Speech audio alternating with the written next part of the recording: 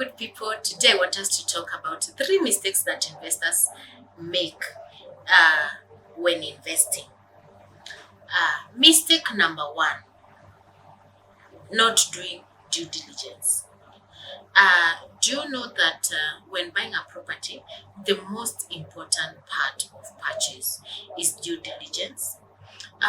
Don't be a lazy buyer. I normally tell my customers, don't be a lazy buyer. Take time, visit the site. Take time, go to the service map of Kenya. Buy that map.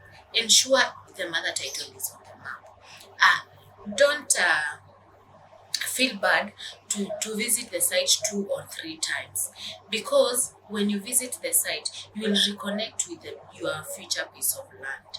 You will be able to know if there is anything, because if I've taken you today to the site, you have seen the site. You need even to drive yourself tomorrow, even on a Sunday. Just drive yourself.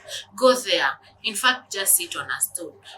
Find out if there is anyone who will come and ask you if that land, blah, blah, blah, blah. You will know if the land has issue when you visit the site severally. Pick that title, go to the county government of the where you are buying, if you're in Kenya, and then do something that is called a search. Make sure that the mother title and the search is reading the same name. Make sure that there is no any caveats in the search. Point number 2 is most investors buy overpriced properties.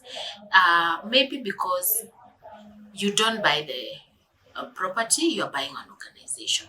When you buy a property that is overpriced, you'll not get your return in investment.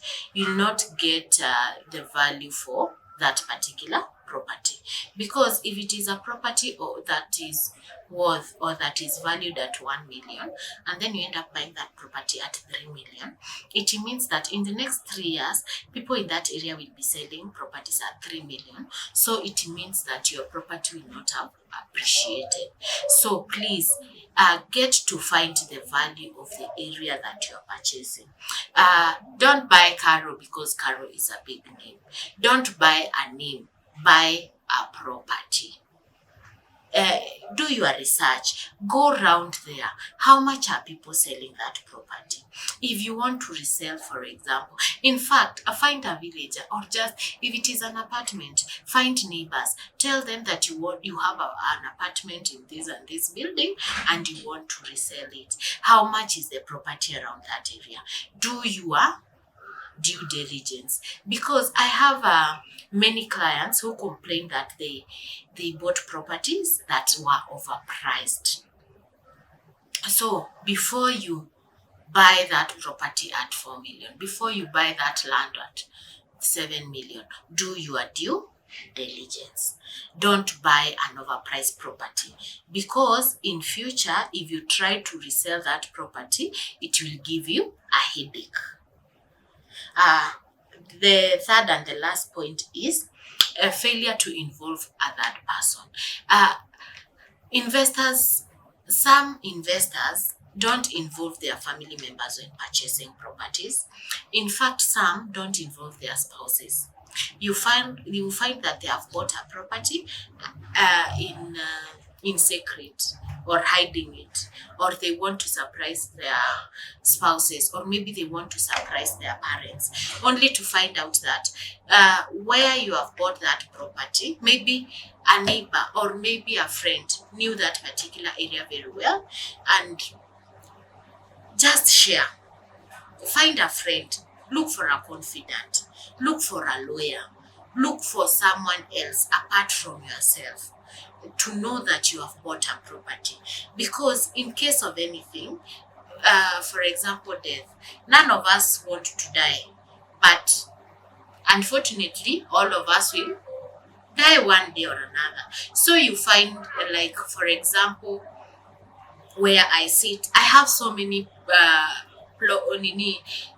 titles whom I don't even know where the owner went.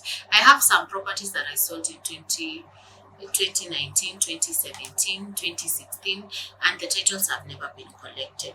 So it means that if that particular person maybe died, their kins don't know that they had property. So make sure that you have someone who knows that you have bought a property somewhere. Just find someone you trust. If you don't trust your wife, at least trust one of your kids. I mean, they're your kids. If you don't trust your kids, find a distant uncle or a friend or a lawyer. Don't go buying property alone. Make sure you accompany or tell an extra one person.